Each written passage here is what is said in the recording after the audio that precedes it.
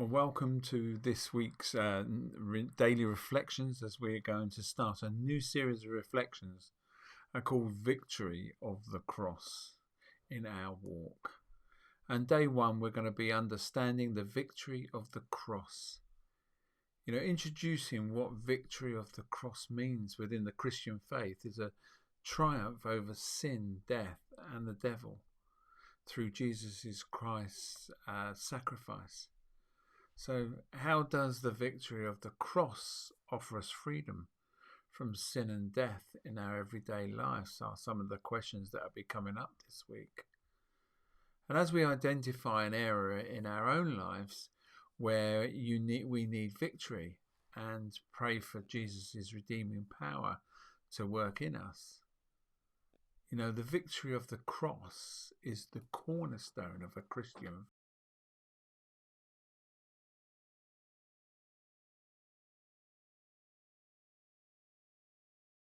His triumph over sin, death, and the devil.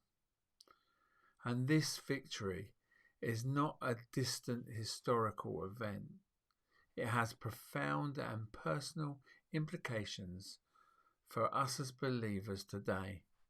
It is offering us freedom, hope, and the promise of eternal life. You see, the cross is often perceived through the lens of suffering and sacrifice. And while these aspects are undeniably central to the story, they are not the end.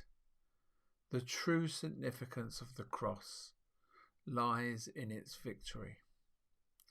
A victory achieved through what appeared to be the ultimate defeat. And this paradox is at the heart of our Christian faith. Through death comes life, and through surrender comes victory. So Jesus' sacrifice on the cross was the fulfillment of God's plan for the redemption of humanity. And sin introduced death and separation from God into the world. But Jesus' death bridged that gap. His resurrection 3 days later was a definite sign that death had been conquered once and for all. And this act of love and obedience defeated the power of sin and the grip of the devil, offering believers the freedom and the hope of a resurrection life. So as we understand this victory, that it's essential, but applying it to our own life is transformative. The victory of the cross offers us freedom from the chains of sin. Not that we become sinless, but that we are no longer enslaved by the sin. It means that when we face temptations, we do so not in our own strength, but with the power of Christ within us. So, the victory over death reshapes our perspectives and our mortal lives and what comes after. Fear of death diminishes as we grasp the promise of eternal life with God. So it's made possible through Jesus' resurrection. You see, this hope can sustain us through the darkest times, and it's reminding us that the ultimate future is not in the grave, but is restored creation with our Creator.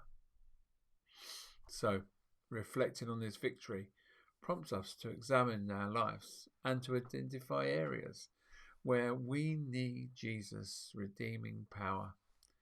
It could be a habitual sin or an attitude or a situation where we feel defeated or ensnared.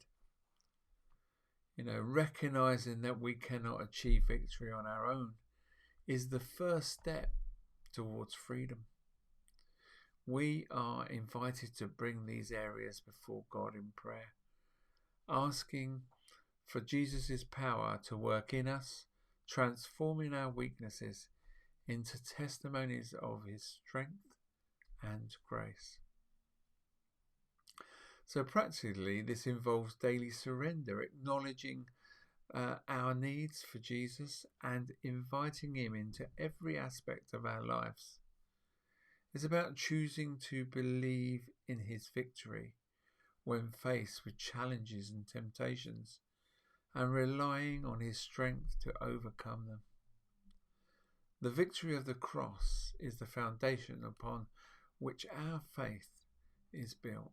It offers us new identity, freedom from sin, and the assurance of eternal life.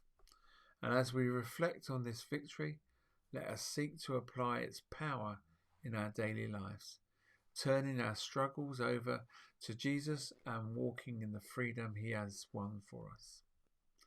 This journey of faith is one of the continual growth and transformation as we learn to live more fully in the light of the cross's victory.